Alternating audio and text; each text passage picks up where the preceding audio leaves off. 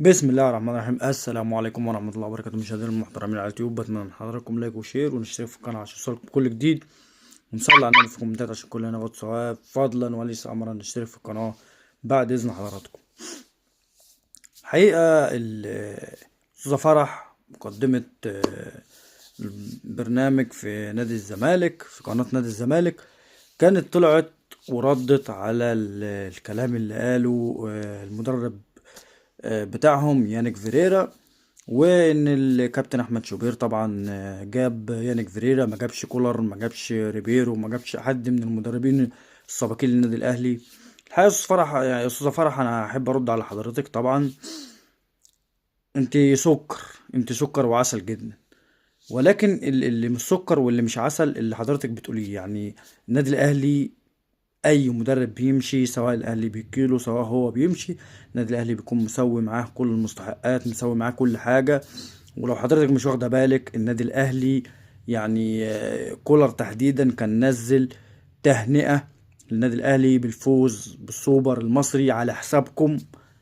لو حضرتك مش واخده بالك يعني، فده لو زعلان او في مش مشاكل بينه وبين النادي الاهلي، مش هينزل جواب تهنئه، مش هيهني النادي الاهلي.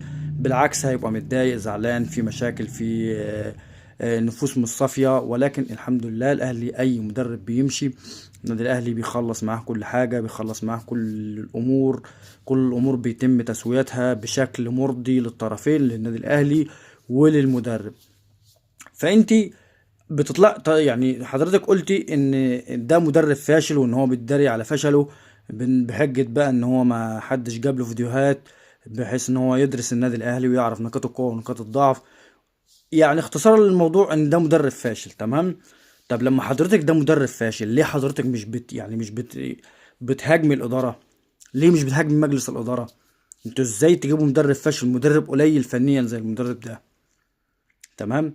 واعتقد يعني حضرتك ما تتكلميش كتير في الموضوع ده، لان الكابتن حسام ميدو العالمي طلع اتكلم في الموضوع ده، والمدرب يعني رفع قضية عليه. فبلاش انت كمان يترفع عليك قضية، وممكن تتوقفي من شغلك ويصيبك اي اضرار. تمام. فما تتكلميش في الموضوع ده وما تكتريش في الموضوع ده. تمام. لان الموضوع ده هيسبب لك ضرر، لان في الاول وفي الاخر الغلط الاكبر من ادارتك. مجلس ادارتك هو اللي راح يتعاقد مع المدرب ده، هو اللي راح جابه. والراجل يعني مش بيتبلى عليكم، يعني هو الراجل مش بيتبلى عليكم، الراجل بيقول كلام واقعي، كلام اللي حصل معاه يعني حرفيا، وانتوا مش عايزين تديله فلوسه. فطبيعي ان هو يطلع يقول الكلام ده. مستنيه ايه منه؟ يعني يشكر في نادي الزمالك؟ ده اجنبي لا يعرف الاهلي ولا زمالك. سلام عليكم.